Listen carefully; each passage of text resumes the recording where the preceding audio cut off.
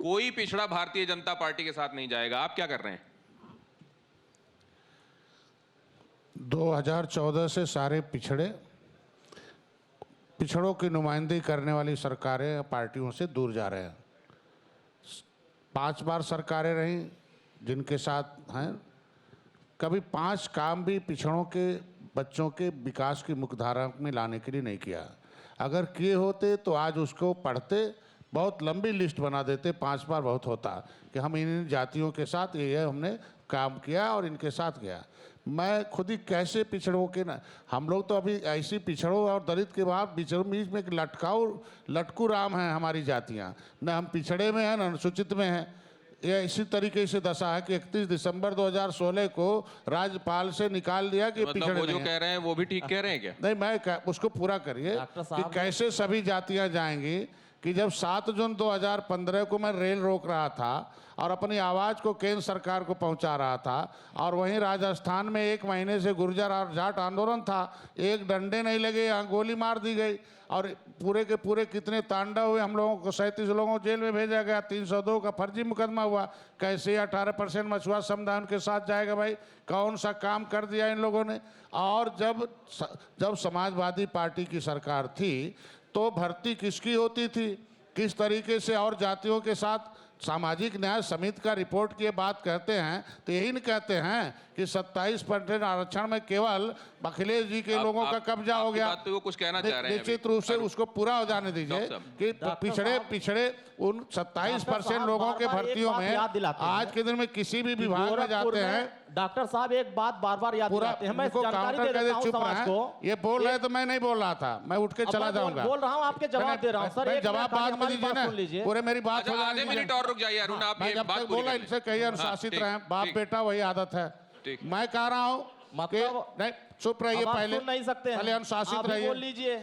पहले पूरा इनको दर्द हो रहा ना, अभी दर्द हो रहा क्योंकि मैं यही बोलूंगा कि इनके नाम आप भूल जाते हैं, इनका यही बोलूंगा, भूल जाते हैं, यही बोलूंगा ना, साहनी का, अखिलेश निषाद का जो अखिलेश हत्या हो गई थी। मैं कह रहा हूं अखिलेश निषाद की हत्या किसने कराई?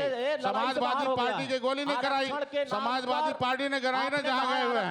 अखिलेश निषाद को गोली पुलिस ने मारी, पुलिस ने पहले उसे ढकने का कोशिश मत करिए आप लोग। पुलिस ने मारी, पुलिस ने, और समाजवादी पार्टी की सरकार थी, 302 का मूल्य हुए।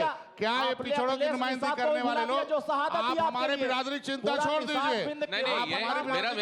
मेरा सवाल सिर्फ इतना था कि पिछड़ों की राजनीति, पिछड़ों का रहनुमा कौन है? जो समाजवादी पार्टी के साथ जा रहा है, जो भाजपा के साथ जा रहा है, या जो इन दोनों के साथ ना जाकर कहीं और अपनी सियासत कर रहा है? कौन है पिछड़ों का असली नेता? मैं बता रहा हूं ना, इनके पिताजी ने खुद कह रखा है कि जो साइकिल बटन दबाएगा वो पिछड़ा, वो अपनी माँ बहन बेटी की इज्जत लूटेगा। एक सेकंड, इसका जवाब एक सेकंड। वो वीडियो वायरल हो रहा है इस समय। ये बात, ये अरुण आपकी बात पर कैसे एतबार करें? डॉक्टर संजय ये कह रहे हैं कि आप ही के पिताजी कहते थे कि जो साइकिल बटन दबाएगा वो अपनी माँ बहन बेटी के साथ इंसाफ नहीं करेगा, और आज आप कह रहे हैं भारतीय जनता पार्टी के साथ नहीं जाए। आपकी किस बात पर एतबार करें हम? डॉक्टर साहब बराबर जिक्र करते हैं गोरखपुर का कि हमने बहुत आंदोलन किया है, बहुत लड़ाई लड़ी, हमने कुर्बानी दिया। उस कुर्बानी को भूल जाते हैं जिसमें अखिलेश निषाद की शहादत हुई। आज अखिलेश निषाद आरक्षण के लिए इनके साथ आया था कि हमको आरक्षण मिलेगा, हमारा समाज नौकरियों में हिस्सेदार होगा।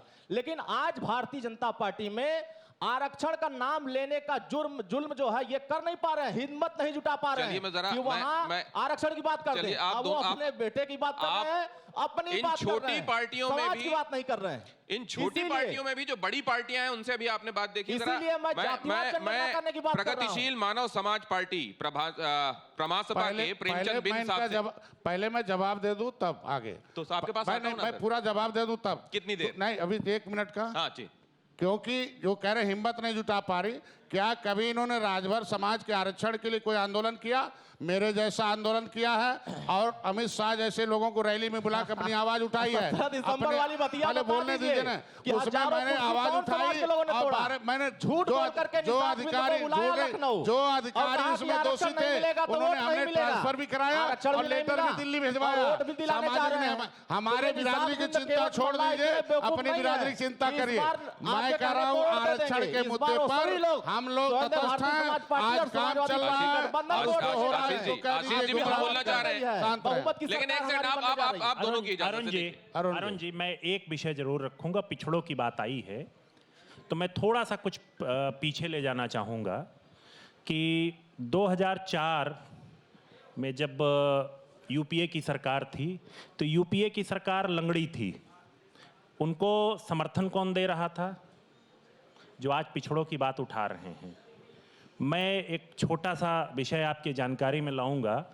2007 में पिछड़े वर्ग के लिए नीट का जो मेडिकल एग्जाम्स होते हैं, नीट, जिसके बड़ी चर्चा पिछले दिनों पर हो रही थी, उस पर जब आरक्षण नहीं दिया गया तो पिछड़ों के समर्थन से जो सरकार चल रही थी, तो जो पिछड़ों की नुमाइंदगी करने वाली पार्टी है उनकी तरफ से किसी ने कोई आवाज उठाई? आप मेरा विषय पूरा बिल्कुल सवाल ये आप जो कह रहे हैं, मेरा विषय पूरा हो अच्छा जाने ठीक। 2004 से 2009 यूपीए से पहले भी यूपीए के जो सरकारें थी उनमें हमारे आपके जो सहयोगी दल हैं वो उस सरकार में प्रमुख भूमिका निभा रहे थे। रक्षा मंत्री जैसा महत्वपूर्ण पद भी था। उस दौरान ना पिछड़ों को केंद्रीय विद्यालय में आरक्षण था, ना नवोदय विद्यालय में आरक्षण था, ना और भी बहुत सारी जगह सैनिक स्कूल में आरक्षण था। मुझे विषय पूरा कर लेने दो। आप करिएगा। सुनिए, मेरे पास 2 मिनट कुल बचे हैं। मुझे जरा बिन साहब से प्लीज बात करने दीजिए। आप लोग प्लीज मेरा रह जाए। नहीं, मेरा लास्ट, प्लीज आ रहा हूं आपके पास। रक्षा मंत्री जैसे महत्वपूर्ण पद पर रहते हुए भी पिछड़ों के लिए सैनिक स्कूल में आरक्षण की व्यवस्था क्यों नहीं हो पाई? कोरोना धर्म नहीं देखता, जात नहीं देखता, अमीर गरीब ऊंच नीच नहीं देखता। कोरोना सिर्फ मौका देखता है, लेकिन आप उसे मौका मत दीजिए। बस इतना कीजिए, जब कभी दफ्तर से बाजार से घर लौटिए तो इतना ख्याल जरूर रखिए कहीं आपके साथ कोरोना आपके घर तो नहीं जा रहा। भूलिए मत, कोरोना अभी जिंदा है।